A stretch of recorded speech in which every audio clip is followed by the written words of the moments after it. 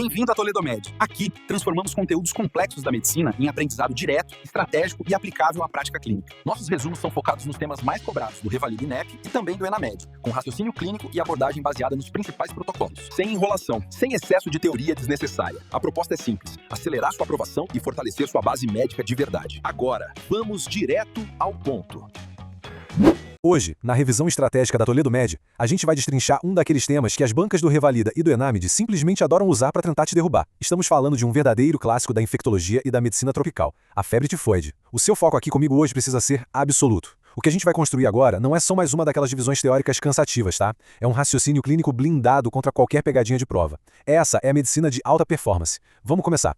Olha só o nosso mapa mental de hoje, muito direto. 1. O agente e a epidemiologia. 2. A fisiopatologia e como isso se traduz no quadro clínico. 3. Vamos para as complicações e aqueles sinais clássicos que entregam o diagnóstico na hora. 4. O grande segredo da prova, o fator tempo no diagnóstico. E, para fechar, a estratégia terapêutica e a dor de cabeça dos portadores. Parte 1. Agente e a epidemiologia. A ameaça que chega em silêncio. O agente a gente já conhece, né? A Salmonella entérica sorotipo typhi. Um bacilo gram-negativo que usa aquele velho conhecido nosso, o ciclo oral fecal. Mas olha para cá, a genialidade da sua prova mora nos detalhes. A nossa primeira barreira de defesa contra essa bactéria é justamente a acidez do estômago. Então quem é o alvo mais fácil? O paciente com a cloridria gástrica. Pensa logo naquele idoso ou naquele paciente que toma inibidor de Borma de prótons igual água. E claro, os pacientes imunodeprimidos, tipo o paciente com HIV positivo sem tratamento antirretroviral. E do outro lado da balança a gente tem os vetores. A água que não foi tratada, aquele alimento mal lavado e os grandes vilões das questões, os portadores assintomáticos. E aqui entra um clássico absoluto. Todo médico que se preza já resolveu uma questão sobre aquela famosa cozinheira que infectou a família inteira. É um baita de um clichê, sim, mas as bancas amam reciclar o fenômeno da Maria tifoide. É aquele paciente que teve infecção aguda e meses ou até anos depois continua eliminando bacilos nas fezes e na urina. Você tem que ligar o alerta vermelho se o enunciado da prova trouxer uma mulher em idade avançada portadora de litíase biliar. A vesícula biliar com pedra é o esconderijo perfeito, é o bunker dessa bactéria. É lá que a salmonela cria resistência e se perpetua. Parte 2. Fisiopatologia e quadro clínico. O verdadeiro cavalo de Troia.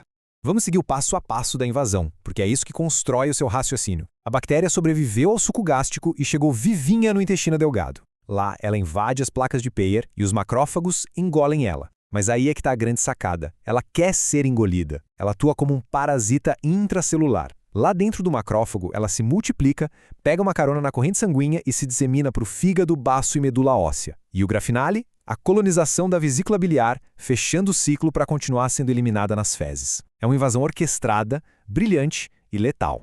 Parte 3. Complicações e sinais clássicos. Lendo o seu paciente.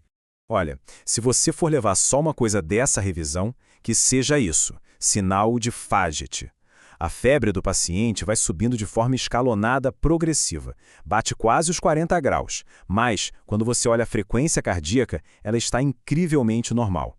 É a clássica dissociação pulso-temperatura. A febre alta não vem com aquela taquicardia que a gente esperaria. Bateu o olho no enunciado e viu isso? É Fagit. Reconhecer esse sinal na prova não é um luxo, é uma obrigação para você garantir sua aprovação. À medida que a gente entra na segunda e na terceira semana, a doença mostra mesmo a sua cara. O paciente afunda naquele estado tifoso. É confusão mental, torpor, delírio. Você olha para ele no leito e vê o famoso olhar tífico, aquele olhar fundo, apático, inexpressivo. No trato gastrointestinal, a descrição clássica é a diarreia com aspecto de sopa de ervilha. E no exame físico, se você procurar direitinho ali no tronco do paciente, vai achar as roseolas tíficas, umas lesõezinhas rosadas maculopapulares. Essa é a fotografia exata da doença no seu auge. Mas é exatamente nesse auge, ali na terceira semana, que a situação pode desandar de vez. Lembra das placas de Peyer lá no intestino? Elas estão super inflamadas, hipertrofiadas e começam a ulcerar. E aqui moram as duas complicações que a banca mais cobra de você, a hemorragia digestiva maciça e a perfuração intestinal. E anota esse detalhe anatômico de ouro. A perfuração geralmente acontece na fossa ilíaca direita. O que era um caso clínico de infectologia tranquilo no plantão, subitamente vira uma emergência cirúrgica de abdômen agudo na sua mão. Parte 4. O fator tempo no diagnóstico. A linha do tempo de ouro. Presta muita atenção aqui porque isso chove na prova. Essa sequência é inegociável. Na primeira semana, a bactéria está circulando livremente no sangue, certo? Então o exame padrão ouro inicial é a hemocultura. Se você pedir exame de fezes na primeira semana, você cai na pegadinha da banca porque a bactéria ainda não chegou lá em grande quantidade. Agora, da segunda até a quinta semana, a bactéria já desceu para o intestino aos montes. Aí sim a coprocultura brilha e assume o papel principal. E a urocultura, olha, só serve lá pela terceira semana e mesmo assim o valor diagnóstico na prática é bem baixo. Não vai confundir a hora da hemocultura com a coprocultura no enunciado. Essa é a armadilha número 1. E lógico, a gente precisa falar do elefante na sala, a famosa reação de Widal. Sendo muito honesto com você, na prática clínica de hoje, esse teste é cheio de ressalvas.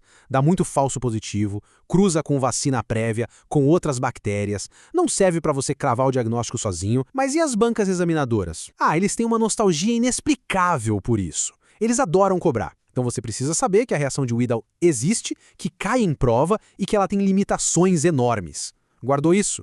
Perfeito. Parte 5. Estratégia terapêutica e portadores. Como curar e conter essa doença.